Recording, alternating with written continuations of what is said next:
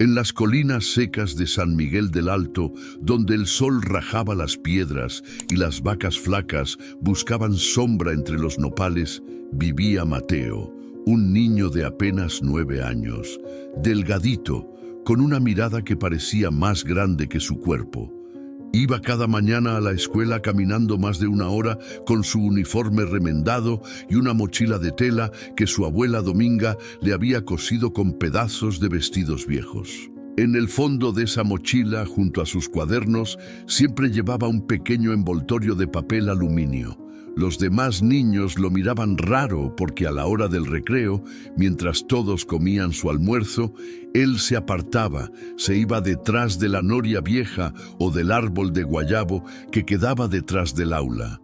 Allí abría su envoltorio, le daba una sola mordida a su pan y luego lo volvía a guardar cuidadosamente, como si fuera un tesoro. Algunos compañeros se burlaban. «Mira al Mateo, ni sabe comer su pan. Seguro está lleno de tierra y lo guarda para los perros». Pero él solo bajaba la cabeza y sonreía. No respondía. Tenía esa paciencia que no se aprende en la escuela, sino en la pobreza. Su abuela Dominga vivía en una casita de adobe al borde del camino, con paredes cuarteadas y techo de lámina oxidada. Había criado sola al niño desde que su hija, la madre de Mateo, murió al darlo a luz. En los últimos meses, la anciana apenas se levantaba. Le dolían las piernas y la tos le sacudía el pecho como si cada aliento costara una vida. Mateo no lo decía en voz alta, pero sabía que ella ya no podía trabajar ni cocinar como antes. Por eso, cada día guardaba su almuerzo. El pan y el trozo de queso que la maestra entregaba en la escuela eran su único recurso para que Dominga comiera algo al caer la tarde. Y aunque él regresaba con hambre, prefería verla sonreír que llenarse el estómago. «No te preocupes, abuela», decía con dulzura. «Ya comí con los otros niños». Ella fingía creerle, aunque en el fondo sabía que aquel niño mentía para que su conciencia no la doliera tanto. El viento soplaba entre las tejas sueltas de la casa y cada noche Mateo se acurrucaba junto a ella. Escuchaba el silbido del aire colarse por las grietas y pensaba en qué inventar mañana para traerle algo más que pan y queso. A veces recogía guayabas verdes o mazorcas perdidas del campo vecino. Tenía hambre, sí, pero su ternura era más grande que su estómago vacío. Una tarde, mientras los demás niños reían en el patio de la escuela, la maestra Elena lo observó con curiosidad. Vio cómo él escondía su almuerzo en el mismo lugar de siempre y fingía comer. Algo en su gesto le movió el alma. No era un niño desganado, sino uno con un secreto. Y ese secreto, sin saberlo, pronto iba a sacudir el corazón de todo el pueblo. La maestra Elena no pudo quitarse de la cabeza la imagen de aquel niño que escondía su pan como si fuera oro.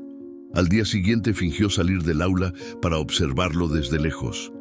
Y allí estaba él, otra vez bajo el guayabo, mirando a todos para asegurarse de que nadie lo viera. Tomó su pan, le dio una mordida mínima y lo envolvió con cuidado, apretándolo contra el pecho como si abrazara un recuerdo. Cuando el timbre sonó, los demás corrieron al juego.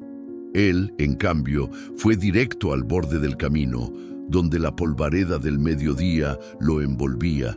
Caminó en silencio, con pasos que parecían medidos, cargando esa mochila que para él era más pesada por lo que llevaba que por los libros que contenía. La maestra lo siguió a distancia. No era curiosidad malsana, sino una especie de presentimiento. Algo en el andar del niño le decía que tras ese gesto había un dolor profundo.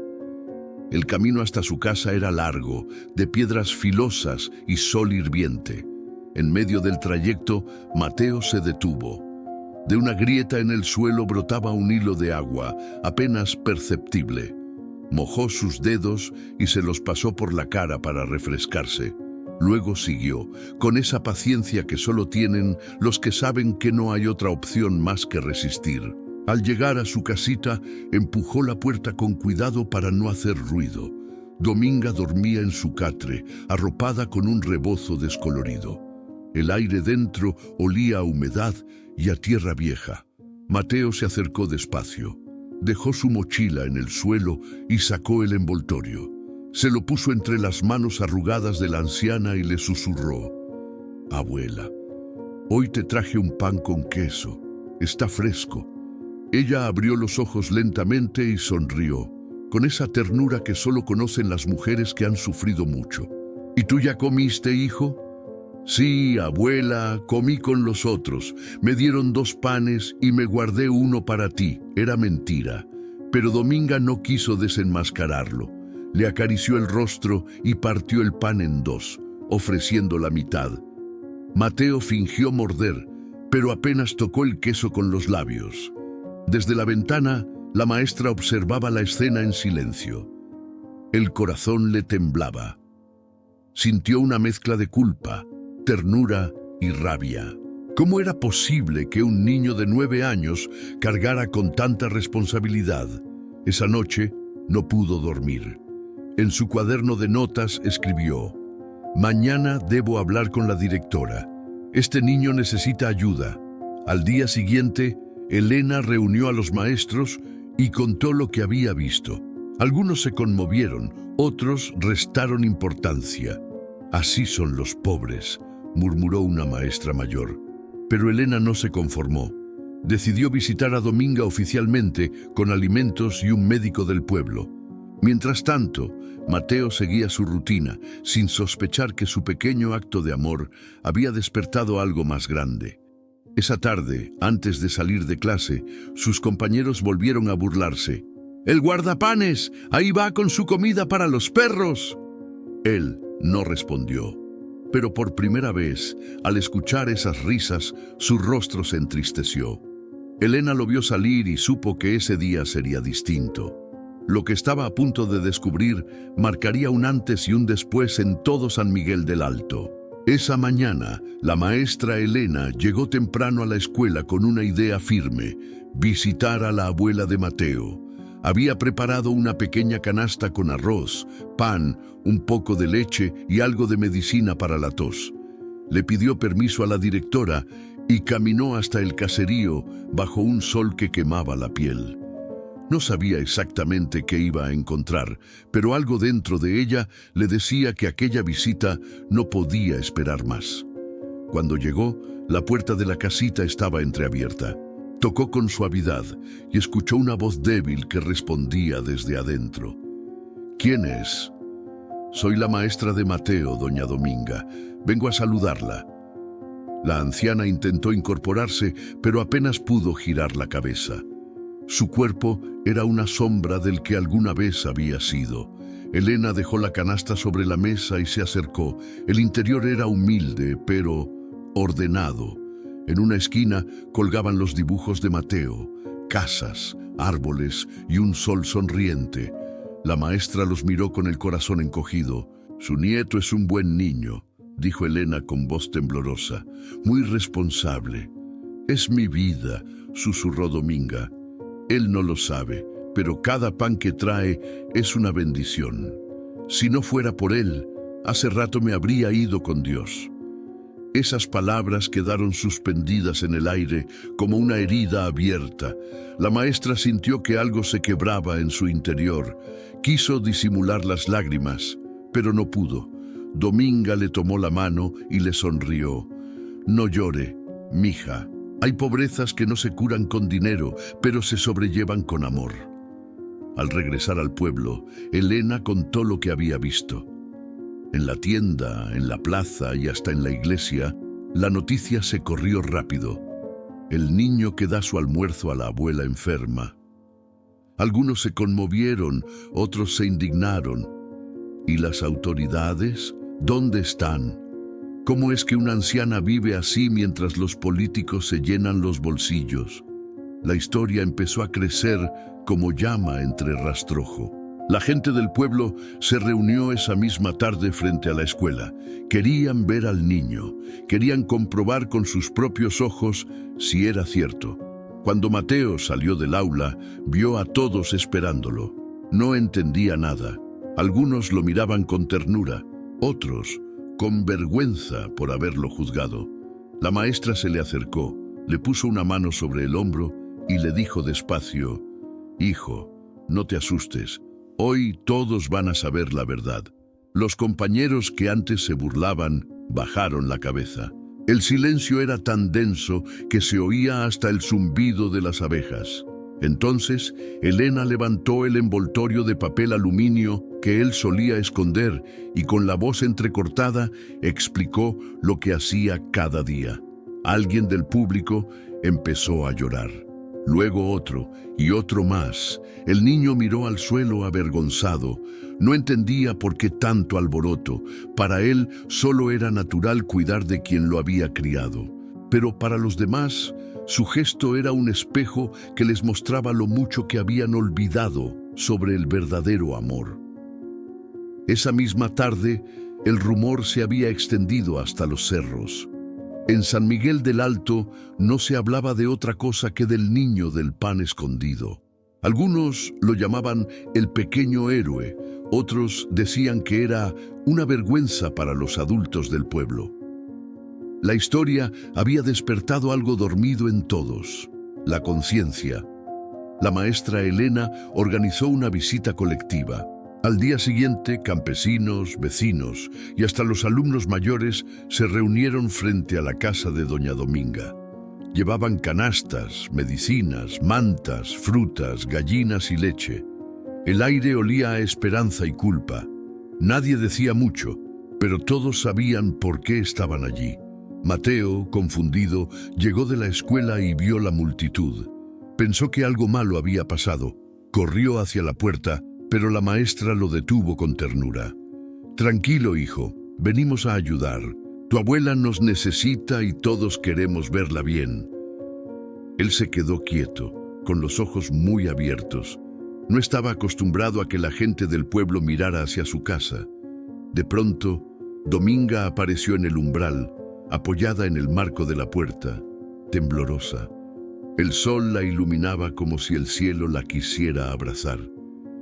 «¿Y todo esto por qué?», preguntó débilmente.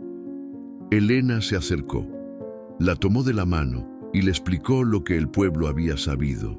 La anciana escuchó en silencio mientras sus ojos se llenaban de lágrimas. «No lo hice para que lo supieran», susurró Mateo. «Solo quería que no pasara hambre».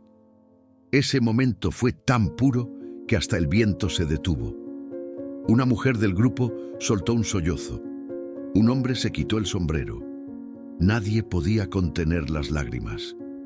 Dominga abrazó al niño con una fuerza que parecía venir del alma. «Eres mi orgullo, Mateo. Dios me premió con un nieto bueno». Desde ese día, las cosas cambiaron. Las vecinas comenzaron a turnarse para llevarle comida caliente. El médico del pueblo la visitó gratis. Los alumnos juntaron monedas para reparar el techo y pintarle la casa. Y, como si el destino quisiera probar la nobleza de todos, una semana después, Dominga cayó enferma de gravedad. La fiebre la tumbó en cama. Mateo no se separaba de ella. Le mojaba la frente con trapos fríos y le hablaba despacito. «No te vayas, abuela. Ya todos te quieren ahora». Elena pasaba cada día después de clases. Veía en los ojos del niño una mezcla de esperanza y miedo. Los vecinos seguían colaborando, pero el cuerpo de Dominga ya estaba cansado. En la noche, el médico le dijo a la maestra en voz baja: «No creo que pase de mañana». Elena lloró en silencio. Sabía que Mateo lo presentía, aunque fingía sonreír para no verla triste. Afuera, el pueblo entero rezaba en sus casas. Por primera vez en muchos años, San Miguel del Alto estaba unido por un mismo sentimiento. Esa madrugada, mientras la lluvia golpeaba el techo de lámina, la anciana tomó la mano de su nieto y murmuró algo que él nunca olvidaría. «Mateito, si mañana amanezco en otro lugar, no llores. Todo lo que me diste ya me alcanzó para seguir viva allá arriba». Cuando amaneció, el canto de los gallos se mezcló con un silencio extraño. de esos que pesan en el aire antes de una noticia triste. La lluvia había cesado y el suelo frente a la casa de doña Dominga estaba cubierto de hojas húmedas y flores caídas. Dentro, el viejo catre permanecía quieto.